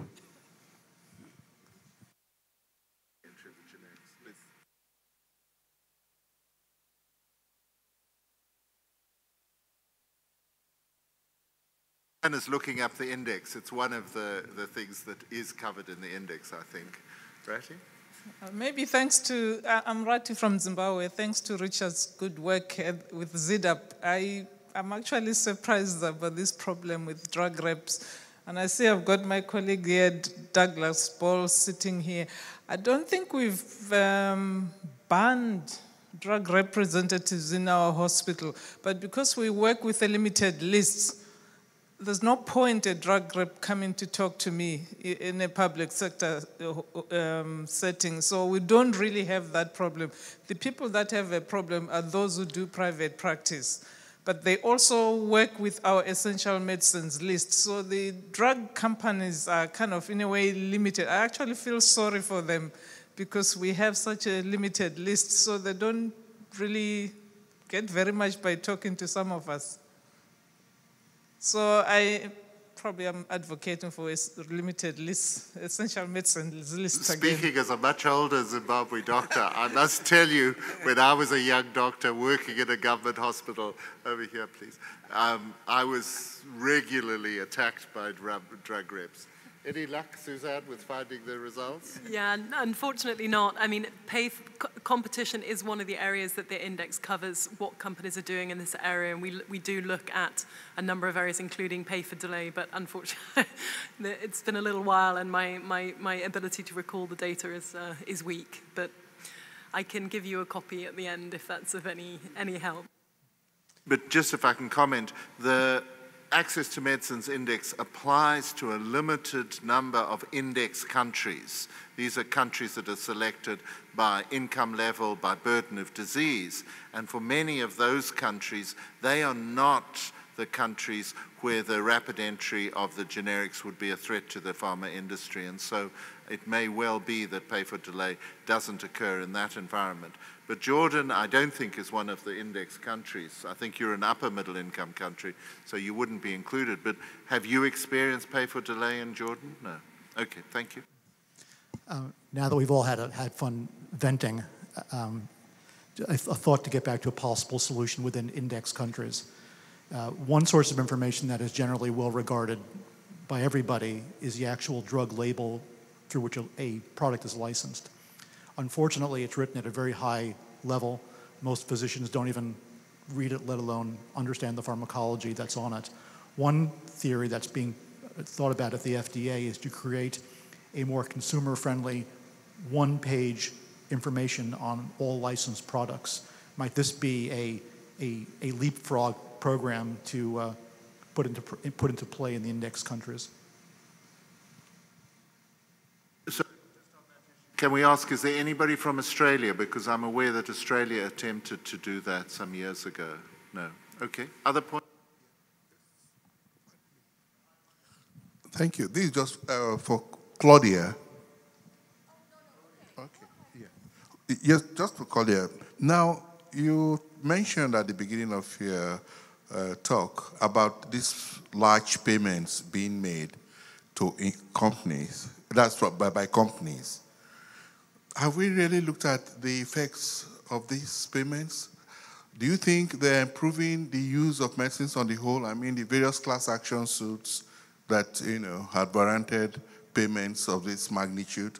Because I think the companies also try to recoup, and that might, fuel a vicious cycle whereby, there'll be more irrational promotions and also irrational use. And the other bit I want you to clarify is about the prescription. What setting are the nurses prescribing? I want you to clarify that a bit. Do they exceed, or do they come into hospital settings? And how does that relate, to the healthcare system? I want some clarification on that. And I think just one word, I think that's for Lisbeth or Suzanne, about the third-party control. I want you to, for those in low-resource countries, for instance, how are they protected? Because you find that there must be some form of, control or some form of liability, responsibility, to protect them. Thank you.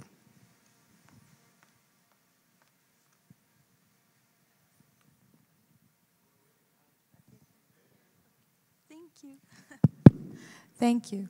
To Elissa, just to say that in Brazil, nurses have been prescribing for many years.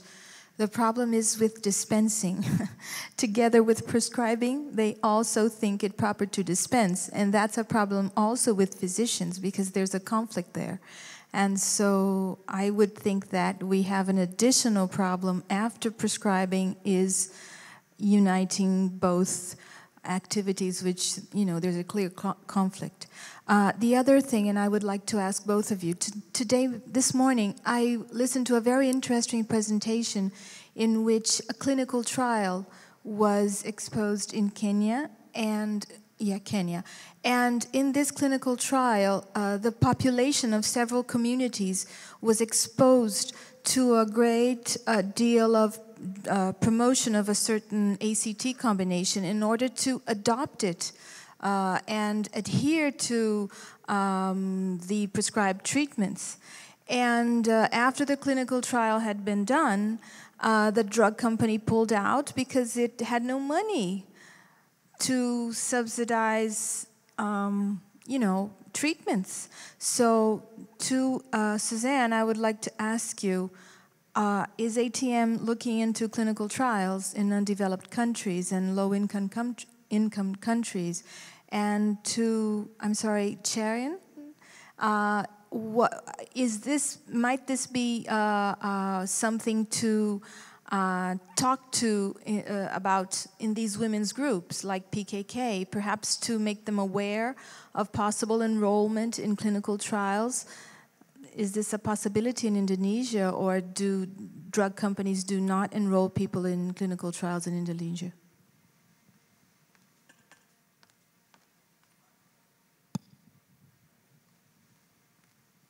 Oh, thanks. I'm Jeff Compricos with Merck & Company. I wanted to raise 2 points for the panel. The first is, in thinking about the study, I believe it was in Massachusetts, my home state, by the way, and my sister-in-law is a nurse practitioner, so she's always our first stop. Any family question about health, we call her. She's down in Maryland. We live in Switzerland. We're all from Massachusetts. It's a bit garbled.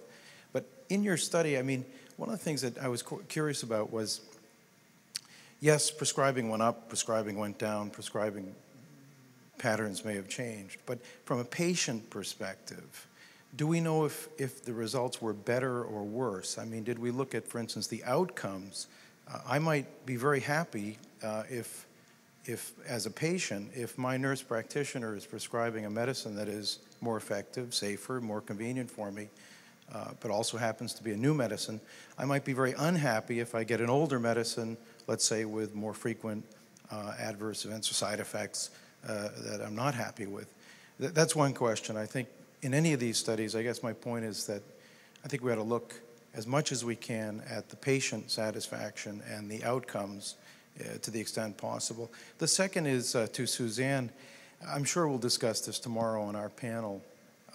But one of the things that comes up over and over again, I believe yesterday and again today, is that, I mean, the index is looking at a fairly narrow range of companies, but in a lot of the IC index countries, we are not by any means the largest player, nor the most influential. I mean, right here in Turkey, the largest company by market share, by sales, is a local generics company. The largest, three of the top five here are generics companies. So I think in the IC countries, we really need to capture this much more thoroughly so that we can compare apples to apples, and we can identify helpful trends, things that people are doing right, and things that need to be addressed.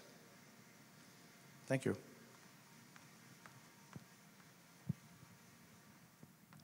Last two comments before we wrap up. Thank you. David Baran for the International Insulin Foundation. Richard, you mentioned this, and Elissa as well in your presentation, is the role of professional and disease-specific organizations. And in looking at where a lot of colleagues from resource-poor countries get their disease-specific information, it's at these conferences where the industry has free reign, where they have parallel sessions, satellite sessions, they have presentations, they have stands, and therefore it's viewed as evidence and these organizations endorsing them. So I think it's an important point to address that these organizations get a lot of their funding from the industry and aren't regulated in any way. And it might be an interesting study to actually have an index of how ethical, the same way what you do, Susan, on some of these organizations. Thank you.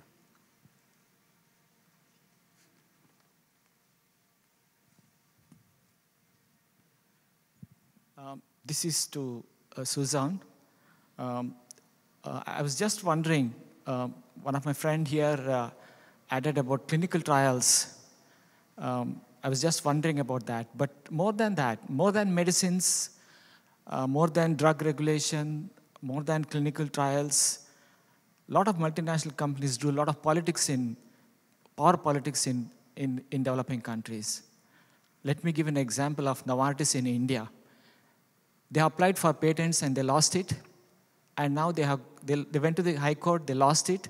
Now they've gone to Supreme Court. And now, not only that, they're questioning some of the parliamentary decisions, like Section 3D of the Indian Patent Act. They purchased the entire judiciary system in my country. A judge had to recuse because he had attended a party which was hoisted and had spoken for Novartis. And to remind you about the Mashelkar incidents, who was one of the topmost Indian scientists, was just purchased away by a group of multinational companies. This is not the first time that multinational companies have filed cases and tried to screw up the developing countries' rules. They have done it earlier also in South Africa. In the year 1999 and 2001, I remember that 35 companies had filed a case in South Africa. Is this all part of the ATM study? Just for information. Thank you. Okay, let's have a round of comments. I think we've got a whole lot of information to share, and then I think we need to come to an end. And I'm particularly interested in are there key policy issues that we can be clear about, and what are the research areas that need research in addition? I think we've had a very rich discussion and many suggestions, but if there's anything else. So let's just have a round. Go ahead, I think. Okay. Yes, I know. Okay, I'll quickly try and address some of the questions. In terms of third-party marketing and promotion, I think generally speaking, what we do see is progressive companies do make these provisions contractually binding, but what is less clear is actually how these are enforced, how these are overseen by the mother company, how these are enforced. It's a very brief question. In terms of clinical trials, yes, we do cover it. This is really a very, very strong area for stakeholders that they feel is very important, particularly post-trial access. We have a number of indicators that look specifically at post-trial access issues. Litigations, again, of course, are very an area of significant concern for many stakeholders, and again is heavily covered by the index. So I hope you feel reassured there. And Jeff, of course, I mean, I completely agree that you know, in index countries, there are very significant other private sector players, but multinational industry does play a very important role in these countries and a growing role.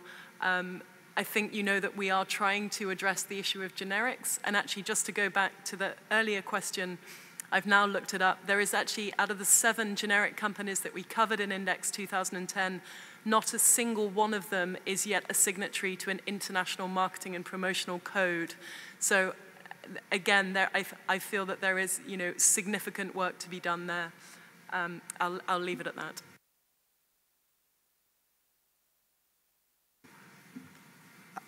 I think we'll now focus to some policy issues and some research areas. Yes, please. Yes.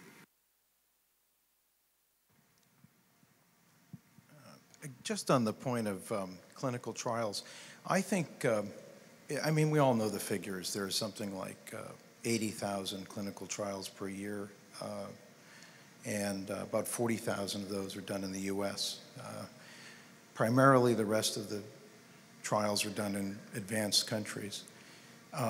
I think there's a lot of misconception around this. I know one of the areas that the companies are working on, and I think this should be looked at in the index, is our efforts around harmonization and raising standards. Now, there are a lot of talented clinicians. There are some facilities in certain countries that can support clinical research. There are diseases that ought to be studied in those countries. And it is a very slow-going process. We're not inventing these standards. We're typically just trying to bridge the regulators, the policymakers.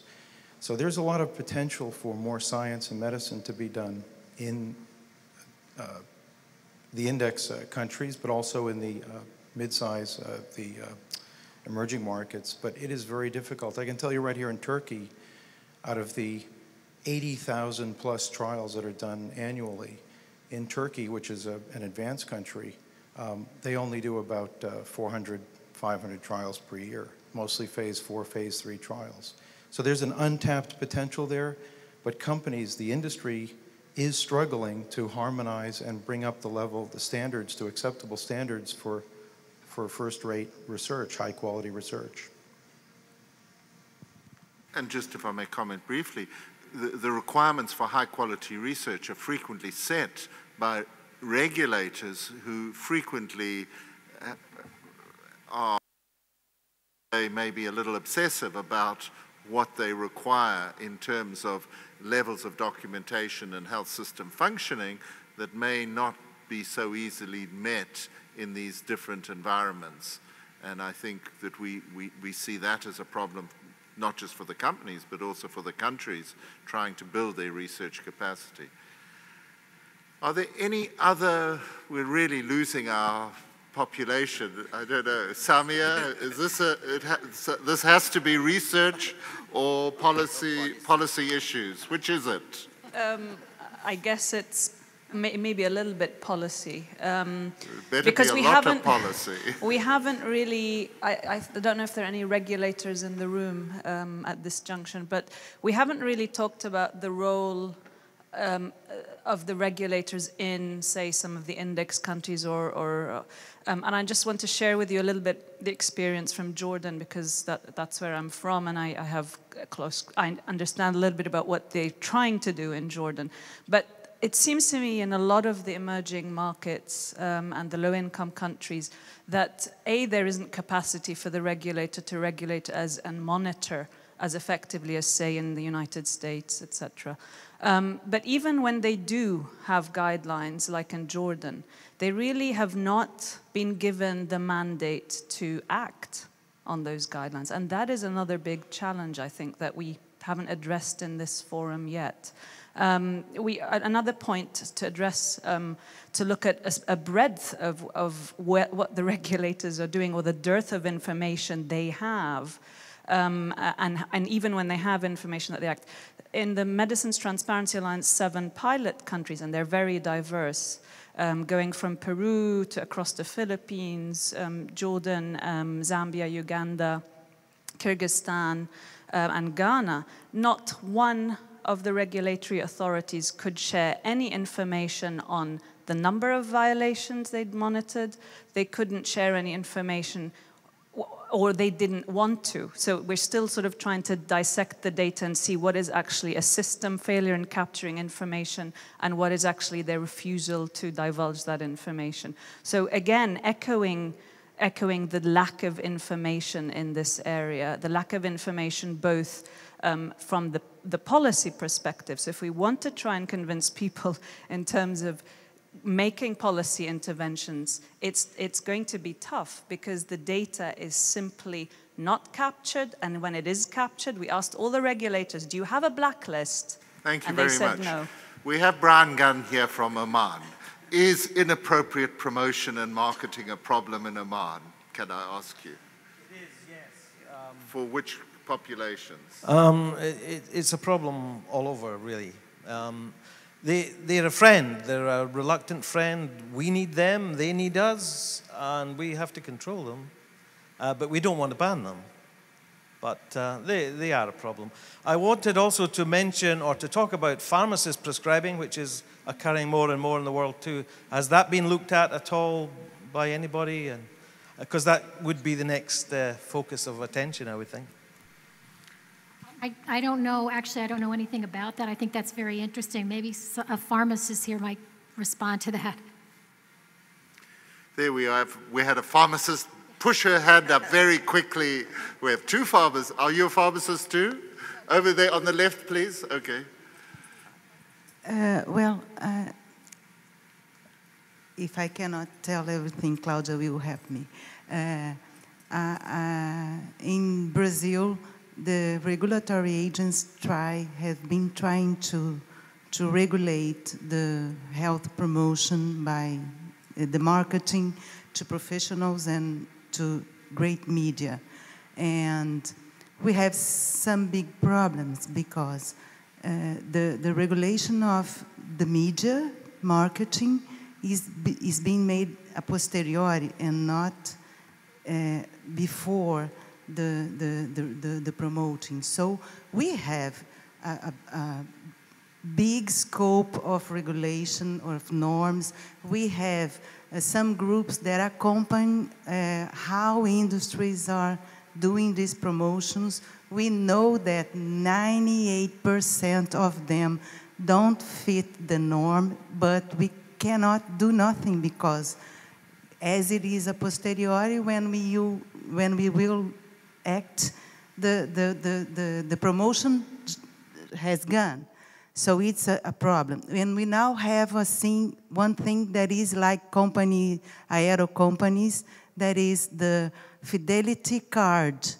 So if people have a fidelity card, they can have a discount of 50% of the price, and they receive in their houses every month a letter thanking patient to be adopting that medicines. So we think that it is a form of marketing to patient directly of things that regulatory agents have prohibited because ethics products, they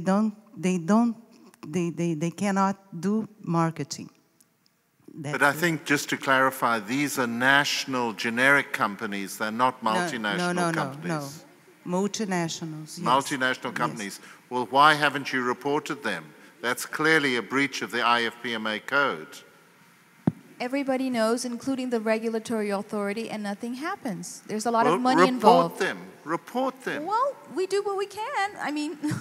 AstraZeneca has a hotline. Last comment. Last comment in the middle here. Yes. Sorry.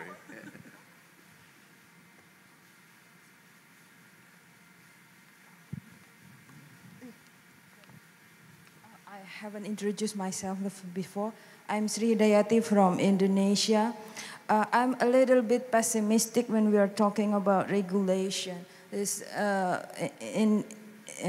What I saw is in regulation in Indonesia very concise, very comprehensive. But the problem is law enforcement. law enforcement is very, very poor, I can say. So I'd like to propose more effort in strengthening community empowerment, like, for example, what my colleague did in training community in how to critically assess advertisement. And later, I would propose critically assess promotional practices. For example, maybe we can train patients if the physician offer certain medication, they can propose from other brand name, from other companies, something like that, because we cannot solely rely on regulation. Or maybe the second is I propose for international pressure from the regulatory authority for the low-income and middle-income countries. Thank you. Okay, the last thing, we'll invite the final comments from each three speakers.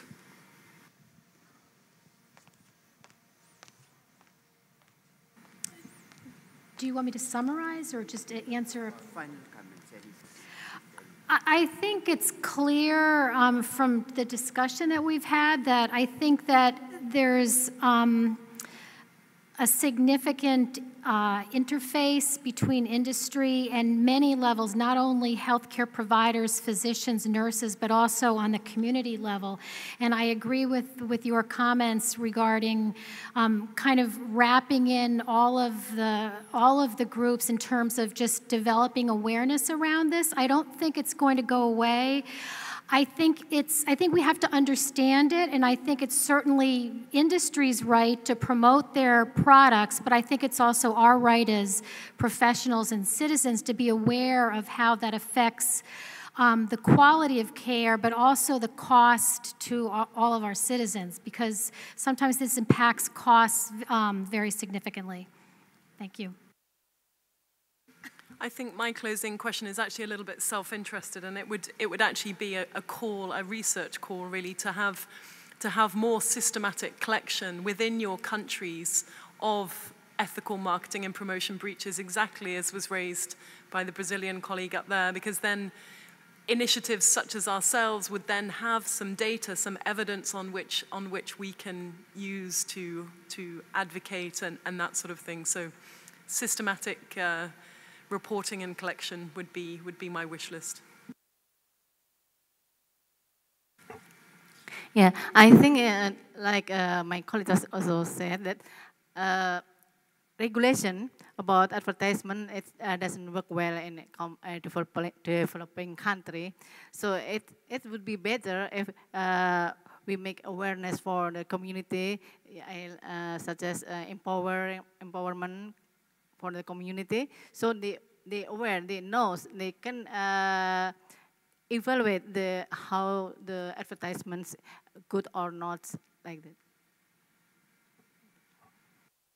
All right. Well, thank you very much indeed, very much for everybody coming. I think you're the hardy survivors, and I think it's been a very interesting area. It remains extremely difficult. I think many people recognize the problems and the challenges, and while regulation may seem to be an attractive response, until we have empowered consumers, and we should also, I think, recognize that at least within the multinational companies, the marketing codes, the FPO code particularly, has, I am convinced, made some difference in the behavior and the practices of the companies. But it does depend on political will, and I think the Sunshine Act in the United States is revealing an enormous amount, and as those reports come out, we will see a lot more. And we haven't talked about transparency and requiring. And my final thought is the Italians have done something with promotion, is they have taxed it. They have put a 5% tax on promotional activities and used those funds to pay for research that wouldn't normally be funded. So pediatric off-label research, the generics for new indications, and they are generating more than $50 million a year for this research fund. So maybe if you can't beat them, you may want to tax them. Thank you very much. Thanks. good. Well, thank you very much. Scott.